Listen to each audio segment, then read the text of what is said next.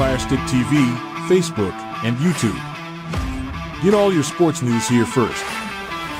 The daily podcasts are Ken and Ken in the Morning, Lions Talk with Smoking Jeremy B, Wrestling Roundup, The Big Football Show, and more, Shield TV, Lions Villain Report, and Red Zone Rant.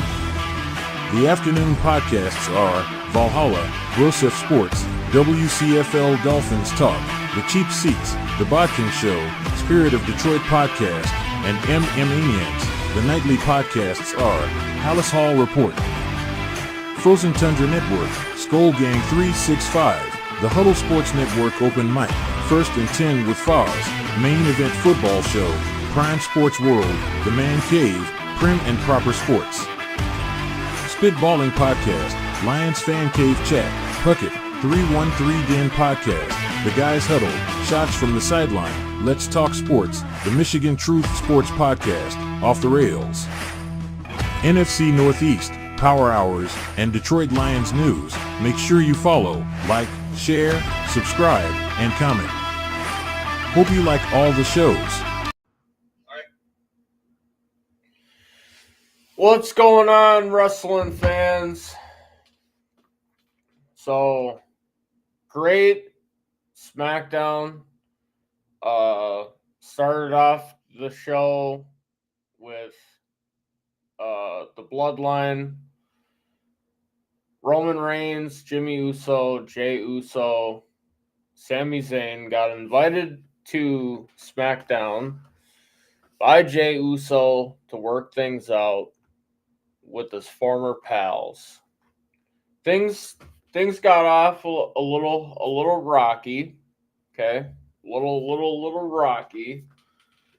But from what we saw at Crown Jewel, what he was talking about, when the four of them were in that ring together, it was special. And Sammy's right. Roman's definitely got some love for him.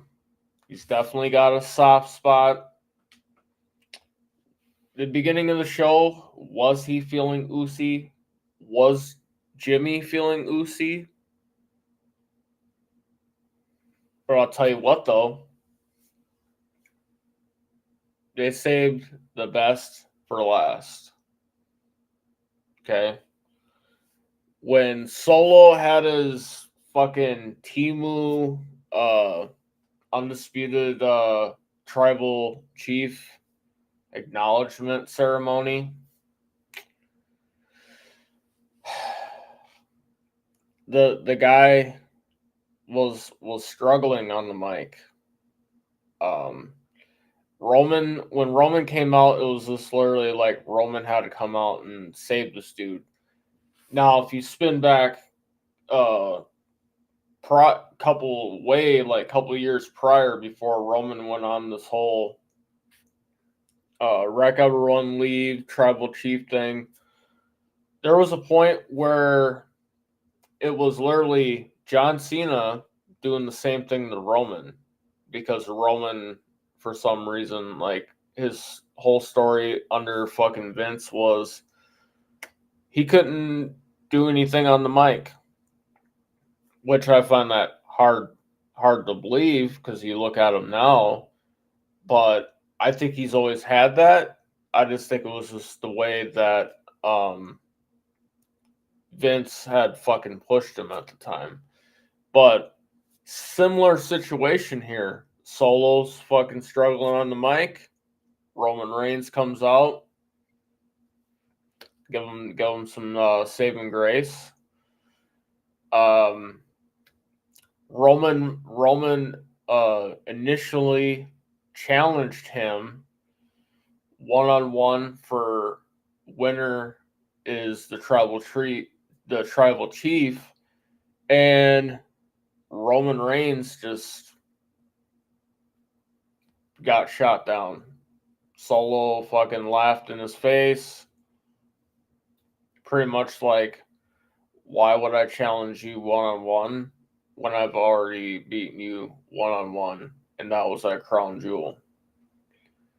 Now,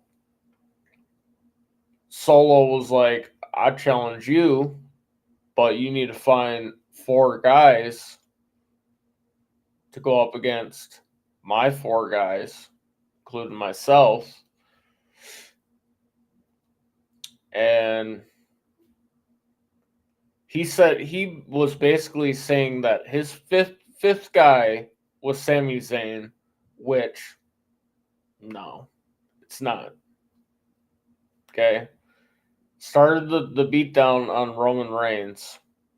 The Usos came out, started kicking Tungaloa and Tama Tonga's ass. And eventually Sammy got down in the ring because Jacob Fatu was outside the ring, super kicking the Usos. And Solo gave him a choice. It's like, dude, all the stuff he did to you, this is your chance. And Sammy proved that what happened to Roman at Crown Jewel was an accident because Solo clearly moved out of the way. And he showed his loyalty last night when not only did he give Solo one, but he gave Jacob one. And when Jay and Jimmy put their ones up, that's when I knew it was a wrap. Very, very special moment. I look forward to seeing who the 5th member of each team is. Recently, WWE just did sign another Samoan, Lance Anoa'i. Most likely going to be going to NXT, but the one who I really want to join up with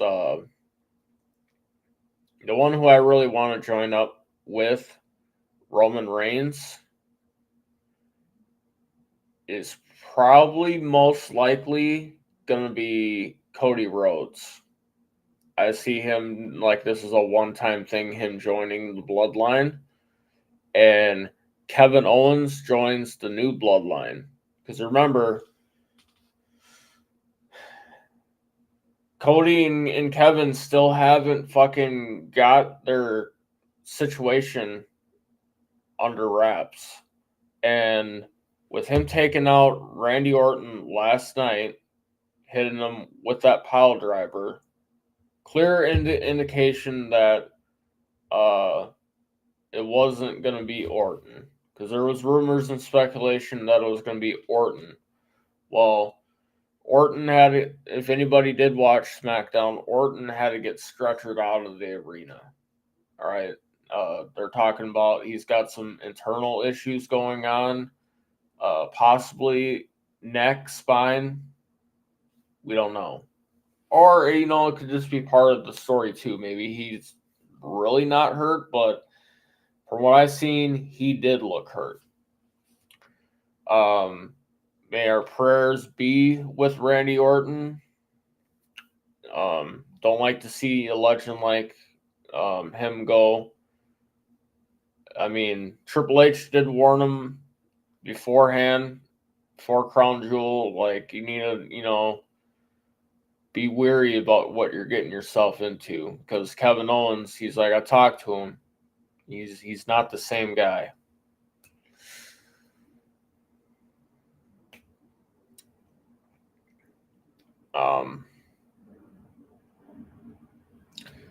But I think Paul Heyman makes a return because without the OG bloodline having Paul Heyman as their special counsel, I mean, there's really not anything. So Heyman's been off for quite some time now. There's also speculation that he won't make an appearance until Solo finally gets his wise man and council.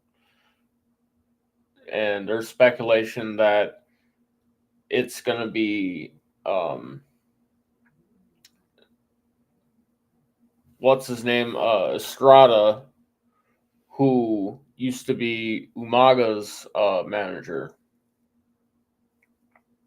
So, or it's going to be Rikishi. We don't know yet. But this whole situation now is really starting to get under wraps.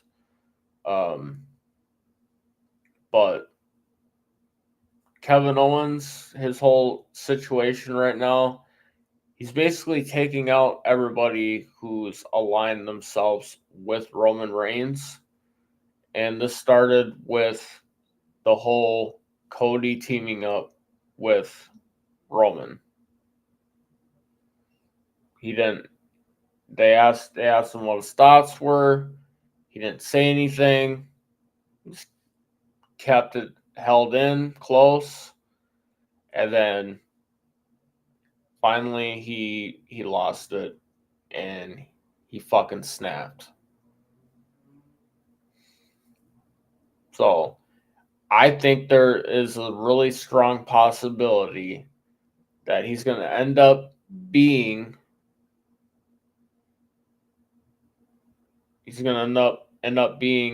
the fifth member with this new bloodline. And how that's going to happen is he's going to beat the hell out of Sami Zayn. He's going to turn his back on Sami Zayn because he's going to tell Sami Zayn that he turned his back on him and he went right back in with the bloodline.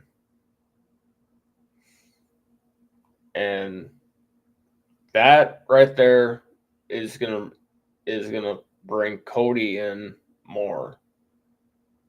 You already went after Cody. You jumped Cody after the PLE. You jumped him out by the by his tour bus. You now went after Randy Orton. And there's this really strong possibility now that you're going to go after Sami Zayn.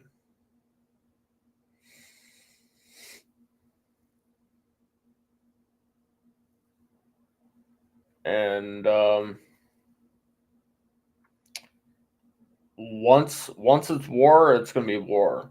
Solo's the only guy besides Kevin Owens who I think is going to be on his team that have both been in the War Games.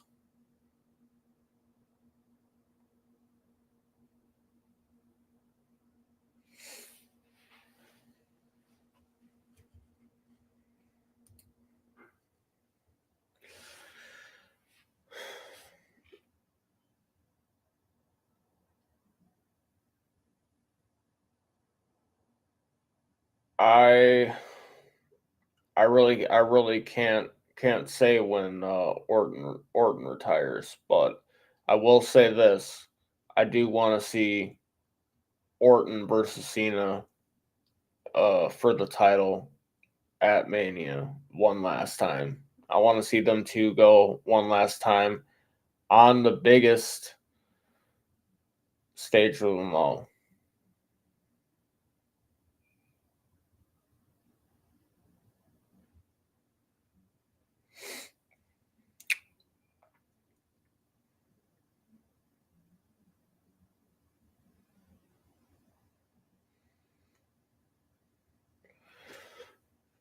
Also, the women's division on SmackDown just got a mid-card title.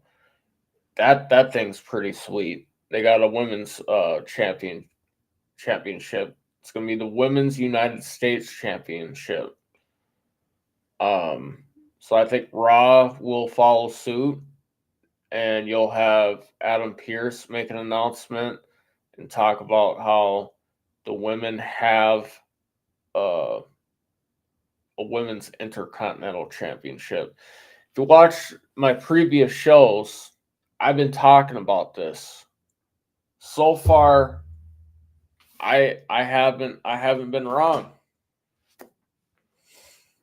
I brought up about these titles needing to be in existence in the company,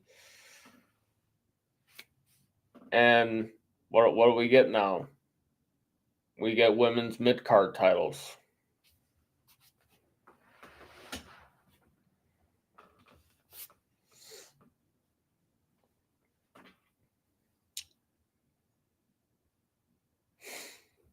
So points for me.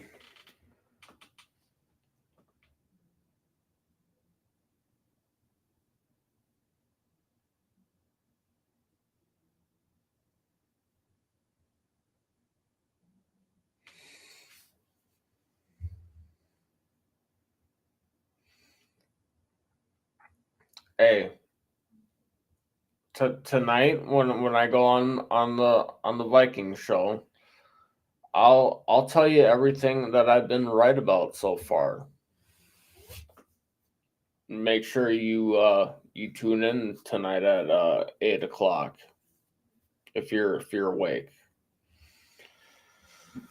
Um, I mean, in other news in WWE, um, still a really rocky relationship within DIY.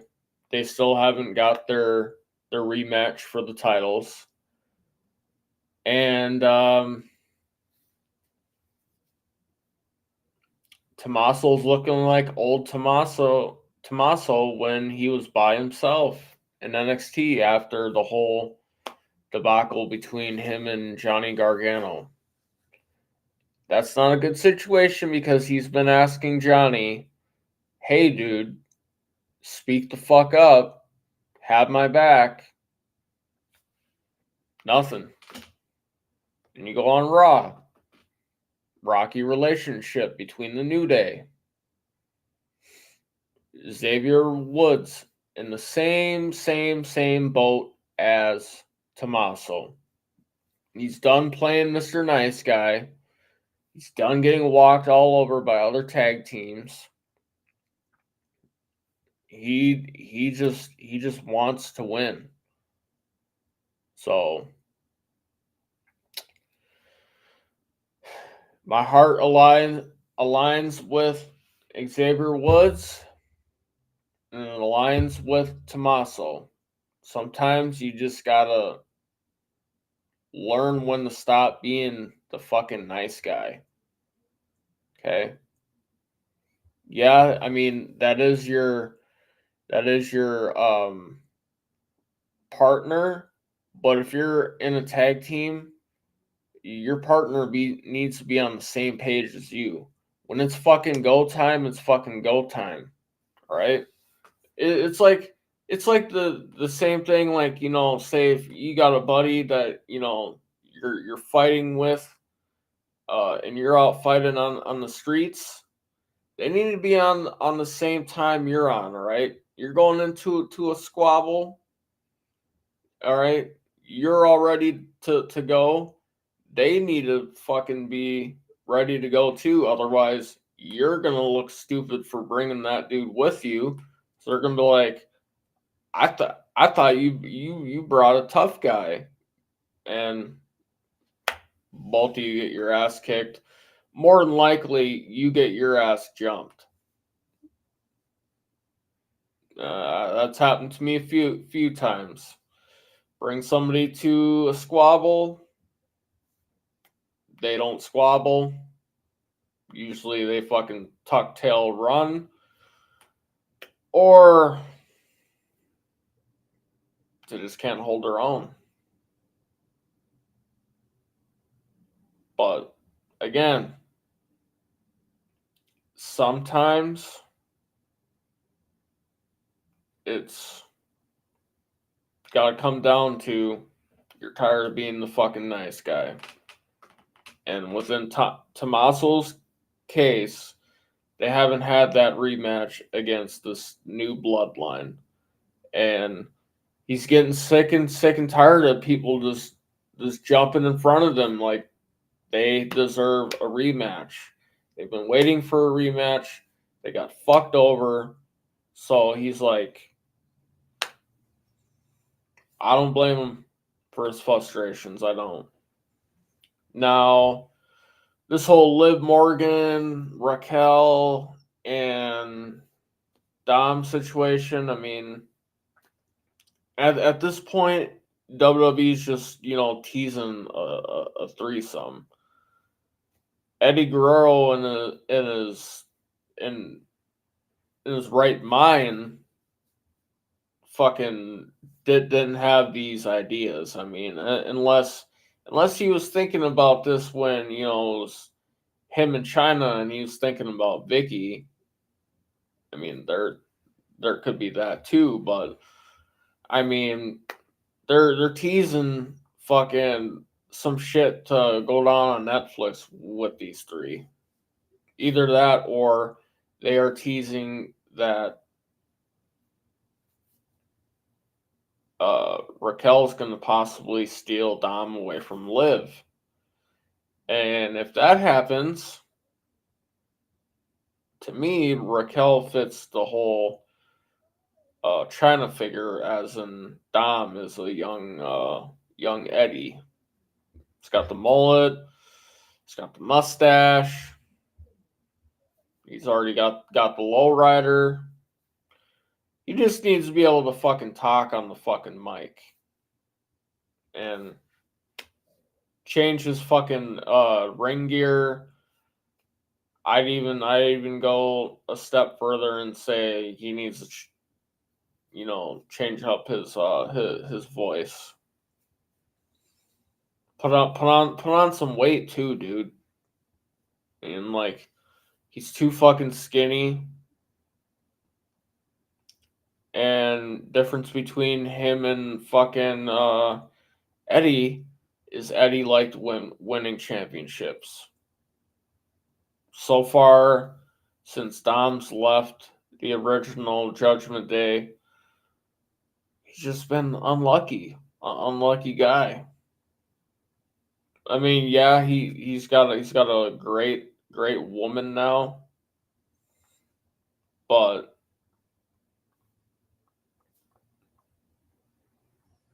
at this point, Dom's just a prop.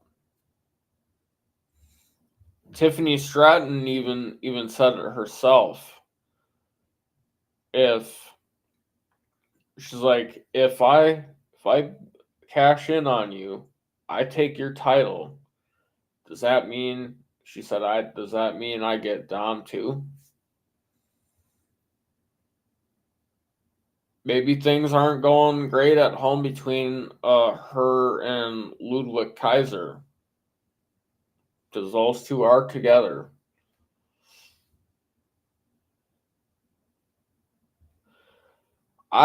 So when I was a kid, I really liked John Cena.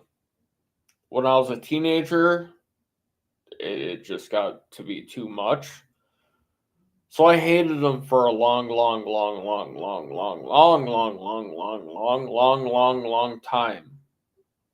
And Randy Orton was my guy. Then just recently, when he announced he's gonna be retiring and stuff, I've kind of got back into John Cena because he's mellowed out. No more of this annoying BS anymore.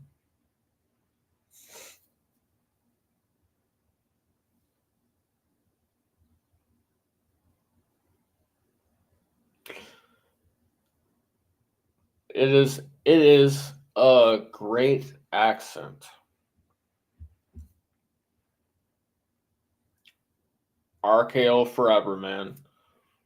Since And Triple H was one of my favorites too. Since Triple H can't go out and win it because he had those complications with his heart. What better guy than to do it than Randy Orton? I mean, he won tag team gold with Ric Flair. He should be the guy, not John Cena. But I think what will happen is John Cena. They're going to have John Cena win the title, and then have him lose to Randy Orton.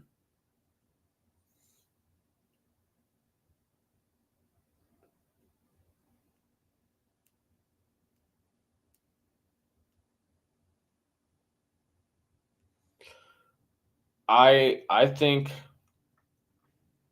so. I think the percent of card with my time versus wrestling.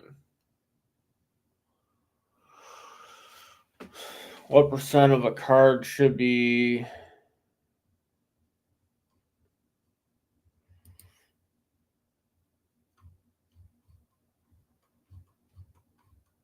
Hold on.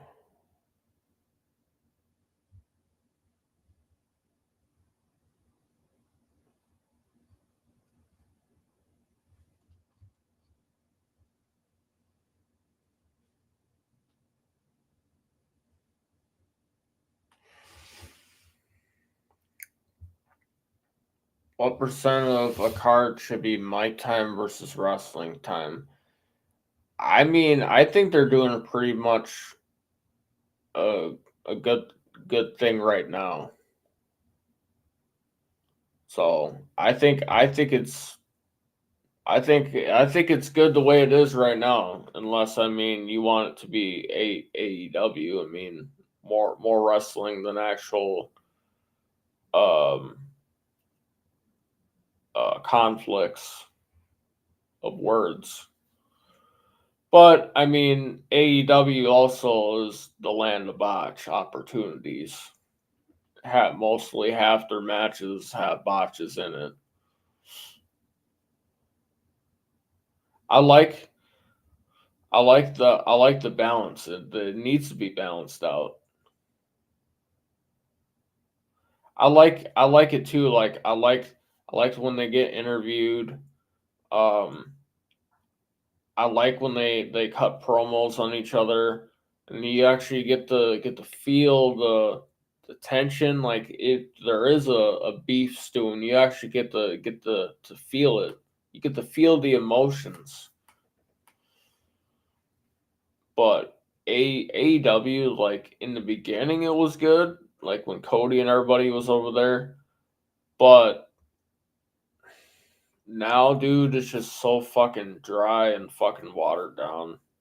I don't even care to fucking tune in. The last I told you this before, the last fucking AEW thing I went to, this was when they were in Sioux Falls for Collision. It was good. I got to meet some wrestlers and shit. Like some of the matches were actually pretty good. But most of them were like fucking botch central, dude. Like to me, I hate it, dude. Like you've been performing this shit for so long. And it's like, bro, I came to pay to see you put on a wrestling performance, and you fucking botch your performance is just showing me that you just don't give a fuck. So that's why I prefer WWE. Everybody that is in the business that hasn't been to WWE yet, and a lot of the wrestlers say it, even the new SmackDown WWE Tag Team Champions, the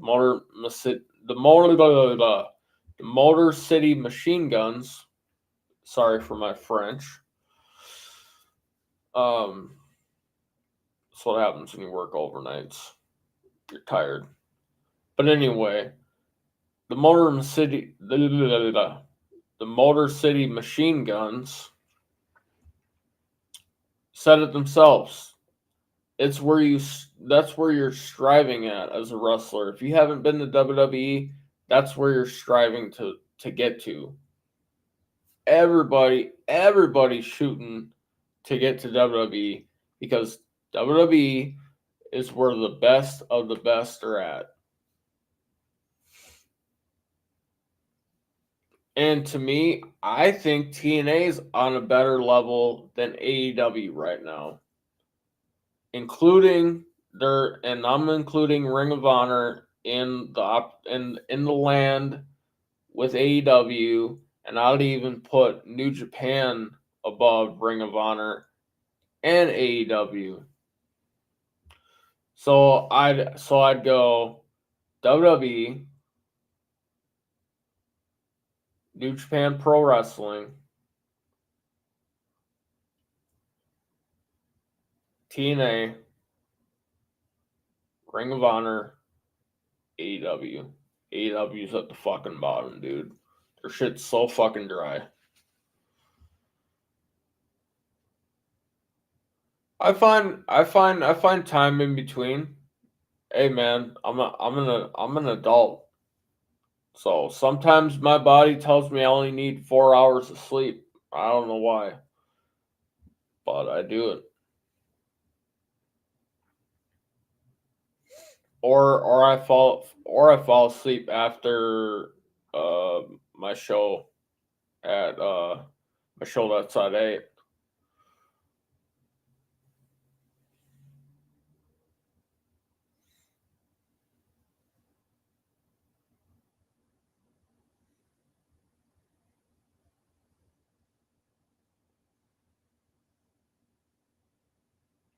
The way TNA is right now, like with their whole situation right now with their partnership with WWE, that right there speaks within itself. They're they wanna partner with the best.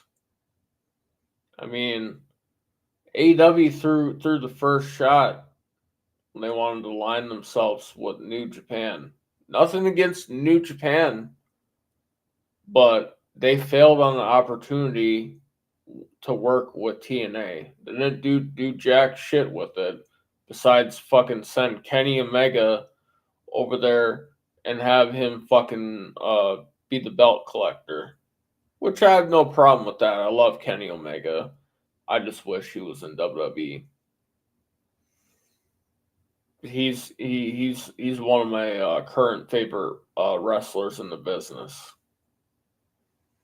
Dude's an absolute fucking machine in the ring.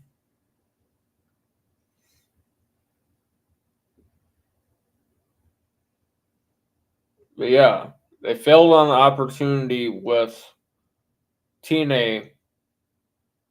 WWE jumped on at the perfect time. Right at the time when AEW was talking about they were going to be rebranding themselves. No more of that Impact bullshit. I'm happy they got away from that dumb fucking Impact bullshit. They needed to go back to their roots. Now they need to bring back the the six-sided ring. I want to see that. I want to see the Ultimate X. Maybe even an appearance from Shark Boy. Not ruling anything out.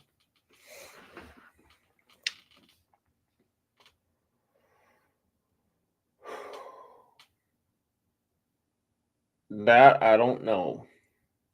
The last current sitting president that actually went to uh, a live televised event as president was Bill Clinton.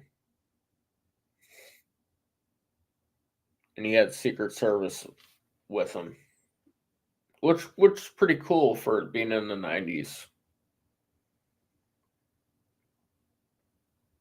Yep. I like the hexagon. So back when it was like when it first started out, when it was NWA/TNA, bro, all the fucking ex WWE guys over there, fucking ECW guys were over there, WCW guys were over there. All the guys from fucking New Japan. Oh my god. Yeah, he went to an event. But yeah, dude, go back and watch some of the like earlier like TNA. That's when I fucking started watching TNA. When it first started, so after the collapse of WCW and ECW, NWA, TNA, some great fucking matches, dude.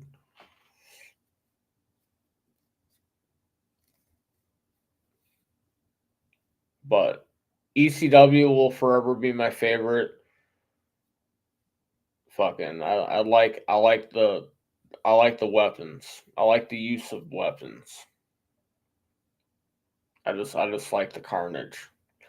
Also, in my opinion, if WWE really wants to throw another fucking guy into the announcing pool, because they already brought whatchamacallit guy from ESPN to do Raw.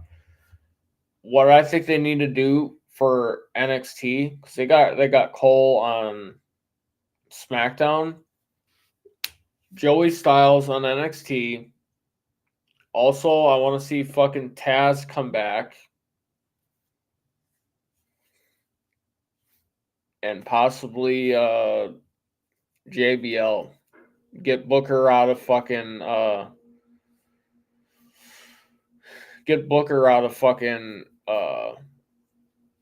NXT. He can be on the kickoff show. But anyways, I want to thank you guys for tuning in. Sorry for the late start time. This new update for Restream that I'm on right now that I do my podcast on. The new update is a big debacle. So it was tough, but I appreciate you guys for tuning in, all 50 of you. I'll see you next